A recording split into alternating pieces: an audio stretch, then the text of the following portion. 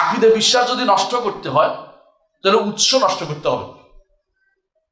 বুঝলেন কিনা? আমরা যারা ঈমান এনেছি আমরা বিশ্বাস করি যে আমাদের আকীদা শুদ্ধ, তাই না? কিন্তু কেন শুদ্ধ বলতে পারবেন? কেন শুদ্ধ বলতে পারবেন? উৎস শুদ্ধ সেই জন্য, আর আকীদা বিশ্বাসের বাহকরা শুদ্ধ সেই জন্য। উৎস হচ্ছে আমাদের কোরআনে কারীম। আমাদের কোরআনের ব্যাপারে আজ পর্যন্ত চ্যালেঞ্জ রয়ে গেছে এবং কিয়ামত পর্যন্ত থাকবেই। সেটা কি? সেটা হচ্ছে এই কোরআনের মতো কেউ আর একটা আনতে পারবে না।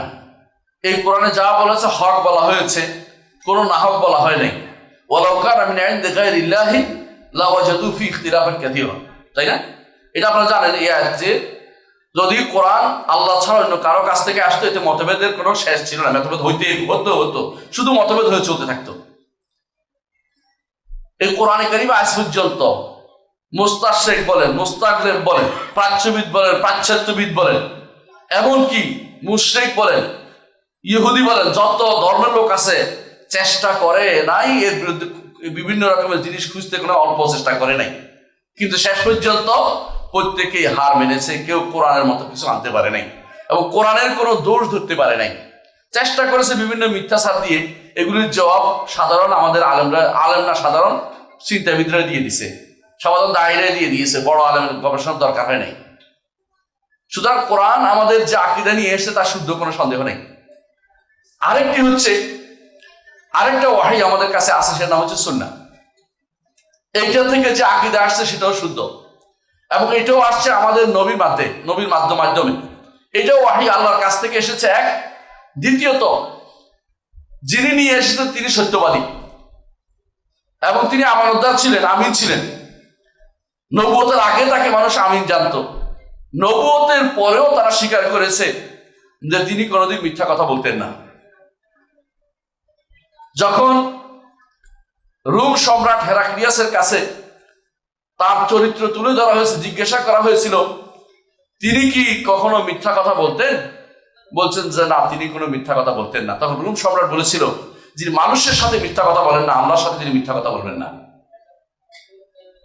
অনুরূপভাবে যখন প্রথম তার কাছে ওহী এসেছিল, তখন তিনি যখন ঘরে এসেছিলেন, তখন খাদিজা রাদিয়াল্লাহু আনহাকে তিনি বলেছিলেন যে আমি বোধহয় নিঃশেষ হয়ে যাব। মানে তার কষ্ট লাগছিল, জিনিসটা তো অপরিচিত জিনিস তার কাছে, নবুয়ত। এইভাবে তাকে জড়িয়ে ধরছিল, জোরে চেপে ধরেছিল। তখন তিনি কি বলেছিলেন? ওয়াল্লাহি লা ইউখজিকাল্লাহু আবাদা, আল্লাহ শপথ করে বলছি, আল্লাহ আপনাকে কখনো অপমানিত করবেন না। কারণ এর মধ্যে একটা বলেছেন, ইন্নাকা লা তাসদুকুল হাদিস, আপনি সত্য কথা বলেন, আপনি সত্য কথা বলেন, আপনি আমানত প্রদান করেন মানুষের। এই চরিত্র যা জীবনে কোনোদিন কাউকে বাঁকা চোখে কথা বলেনি, কোনোদিন বাঁকা চোখ, বুঝেন কিনা? রাসূল বলেছেন, মা কানা লিনাবিয়্যিন আন তাকুনা লাহু আইনুন খায়িনা, নবী কোনোদিন বাঁকা চোখে, কোনো নবীর বাঁকা চোখ থাকতে পারে না। অর্থাৎ তোমার একটা কেউ পিছন দিকে আরেকটা বলা, এরকম নীতি আমার নবীর ছিল না। সারা জীবন শুধু সত্য বলেছেন, সত্যের উপর সারা জীবন চলেছেন। তার কথা শুধু সত্যই ছিল, সত্যই তার মিশন ছিল। সুতরাং তিনি যা বলেছেন তা অবশ্যই সত্য হবে, এবং তিনি যা নিয়ে এসে তা অবশ্যই সত্য। এই জন্য আল্লাহ তাআলা তার নিজের ব্যাপারে বলেছেন, ওয়ামান আসদাকু মিনাল্লাহি কিলা ওয়ামান আসদাকু মিনাল্লাহি হাদিসা। এবং তার নবী সম্পর্কে তিনি বলেছেন যে কেউ ঈমানদার হতে পারবে না যতক্ষণ পর্যন্ত নবী যা নিয়ে এসেছেন সেটা খবর হোক বা আমল হোক। খবর আমল দুইটা জিনিস বুঝছেন কিনা? খবর আমল বুঝেন কিনা? একটা সংবাদ, একটা হলো নির্দেশ। রাসূলুল্লাহ সাল্লাল্লাহু আলাইহি ওয়াসাল্লাম যা নিয়ে এসেছে হয় খবর নয় নির্দেশ। নির্দেশ হচ্ছে শরিয়া, আর খবর হচ্ছে আকীদা। রাসূল যা নিয়ে এসেছেন সে ব্যাপারে কোনো ব্যক্তি যদি সামান্য দ্বিধা থাকে, সে কিন্তু ঈমান আনে নাই। ফালা ওয়া রাব্বিকা লা ইউমিনুনা হাত্তা ইউহাক্কিমুকা ফিমা শাজারা বাইনাহুম সুম্মা লা ইয়াজিদু ফি আনফুসিহিম হারাজাম মিম্মা কাদাইতা ওয়া ইউসাল্লিমু তাসলিমা। ফালা ওয়া রাব্বিকা লা ইউমিনুনা, আপনার রবের শপথ করে বলছে তারা ঈমানদার হতে পারবে না। হাত্তা ইউহাক্কিমুকা ফিমা শাজারা বাইনাহুম, যতক্ষণ পর্যন্ত তাদের মধ্যে যা ঘটেছে এবারে আপনাকে তারা ফয়সালাকারী না বানাবে। তাকে মুহাম্মদুর রাসূলুল্লাহ সাল্লাল্লাহু আলাইহি ওয়াসাল্লামকে জিজ্ঞাসা যদি করে তারা কবর আযাব সম্পর্কে হচ্ছে কি হচ্ছে না, উত্তর কে দিবে? মুহাম্মদুর রাসূলুল্লাহ সাল্লাল্লাহু আলাইহি ওয়াসাল্লাম দিবে। হাসরের মাঠে কি হবে উত্তর কে দিবে? মুহাম্মদ রাসূলুল্লাহ সাল্লাল্লাহু আলাইহি ওয়াসাল্লাম দিবে। আদম আলাইহিস সালাম সংক্রান্ত তথ্য কে দিয়েছে?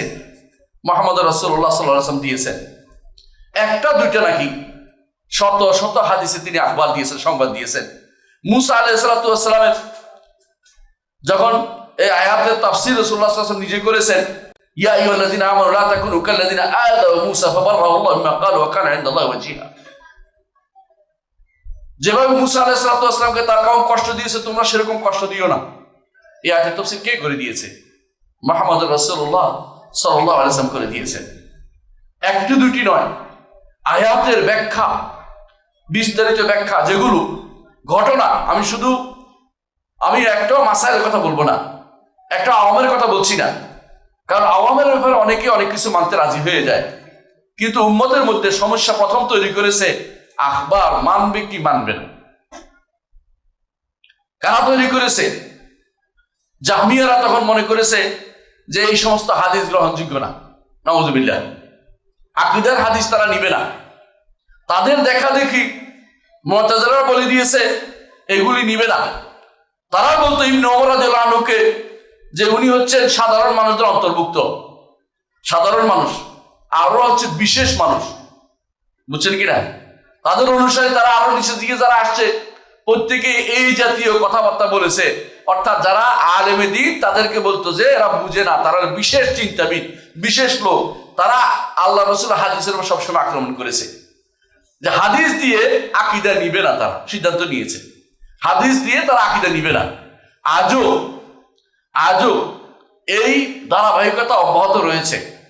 আপনি তাদেরকে যখন বলবেন যে মুহাম্মদুর রাসূলুল্লাহ সাল্লাল্লাহু আলাইহি ওয়াসাল্লাম তিনি ঈমান পরীক্ষা করেছেন, একটা নারী, অনারব একটা নারীর ঈমান পরীক্ষা করেছেন, প্রশ্ন করেছেন আইনাল্লাহ, তারা তখন এটা মেনে নিতে রাজি হবে না। কেন বলবে যে এটা এরকম না, রাবি বোধহয় বুঝে নাই, রাবির বোধহয় সমস্যা হয়েছে, তিনি তো আরব ছিলেন না, অমুক রাবির বোধহয় এটা। 10টি কারণে তারা হাদিস না নেওয়া চিন্তা ভাবনা করেছে, আকীদার হাদিস নিবে না।